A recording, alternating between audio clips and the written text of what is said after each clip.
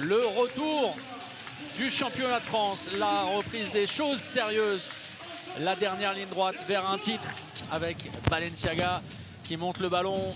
Ayoub Abdi avec cette petite roucoulette subtile. Tout l'art pour cette défense 0-6 de Toulouse, c'est de rester le plus compact possible. Regardez, encore une fois, il fait la différence. Il trouve la solution. La zone d'intervention. Les efforts sont faits et le bras est levé logiquement. Le Schwenker, il échappe à la vigilance. Oh, le ballon pour Peterson. Magnifique. Marmier pour Feuchmann. Oui, bien sûr, bien sûr. Et derrière, bien sûr.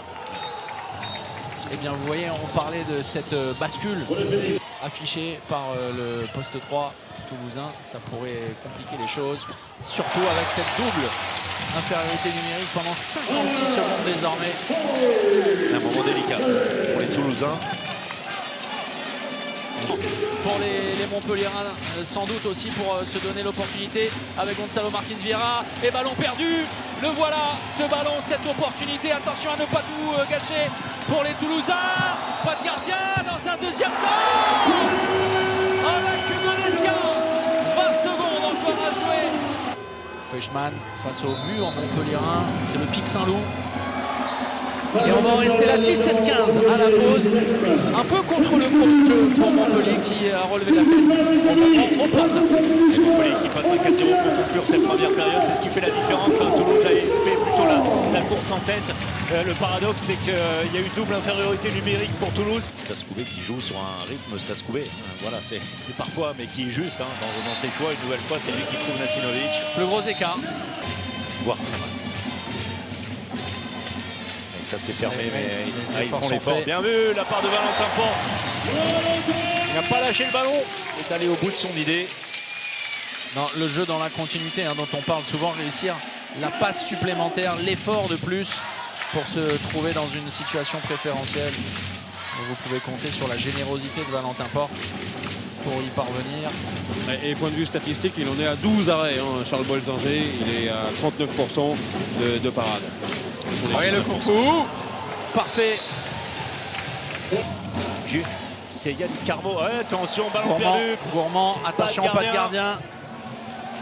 Ouais, vous dites merci à Serge Bergui, mais vous dites pas merci à l'opérateur de l'essai. J'allais y venir, mais il ne me laisse pas le temps. Je vais remercier toute l'équipe. Bravo, Valentin Porte à nouveau. Ce jeu par séquence, c'est 2 minutes. Arthur Laine face à Feuchmann. Oh, il est la sortie, Bakary Diallo qui est parti à l'aventure. Attention à cette intervention très haute sur Julien Boss de Feuchmann, mais une nouvelle fois le jeu en continuité fait la différence. Et Arthur Laine qui vient sans doute avec ce but sceller l'issue de la rencontre. Sur la belle passe de Julien Boss. Il y en a qui sont abusés à faire un petit peu n'importe quoi pendant le mondial en désignant les meilleurs joueurs de la partie. Il est quand même l'un des grands hommes. La finition de Yannis Laine, ça va se terminer sur un écart très conséquent. Il ne sera pas totalement illustrant par rapport illustrant de cette partie. Mais c'est une magnifique reprise pour les Montpelliérains. Il est récompensé pour l'ensemble de son travail. Attention, Hugo Desca. En tout cas, la vérité est celle du score. Et c'est Montpellier qui s'impose dans cette partie et dans cette seconde période finalement à sens unique malgré des tentatives des Toulousains. Succès 34-29. Montpellier s'assure la première place à l'issue de cette journée de reprise en championnat. Victoire construite qui n'était pas évidente du tout pendant un bon moment en première période.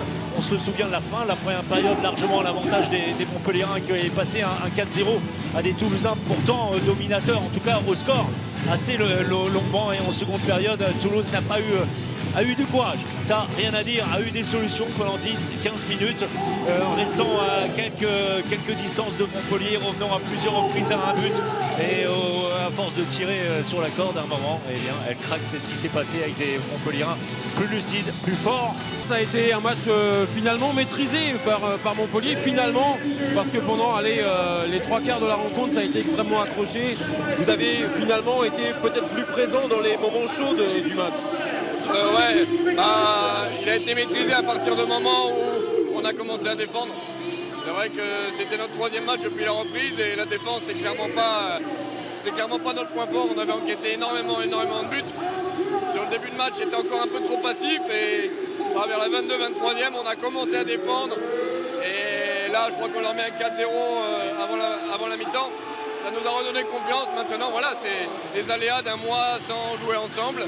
Au-delà de la technique et de la tactique, c'est surtout se rappeler ce qu'a fait notre force sur le début de saison, la mentalité, la solidarité et surtout l'envie de défendre ensemble et d'être bon, quoi. Donc ce soir, on savait que ça allait être un match très compliqué. Toulouse était une des équipes qui joue le mieux dans ce championnat. Ils nous avaient battus avant la trêve. Voilà, on avait à cœur de prendre notre revanche. On l'a pris ce soir, donc c'est bien.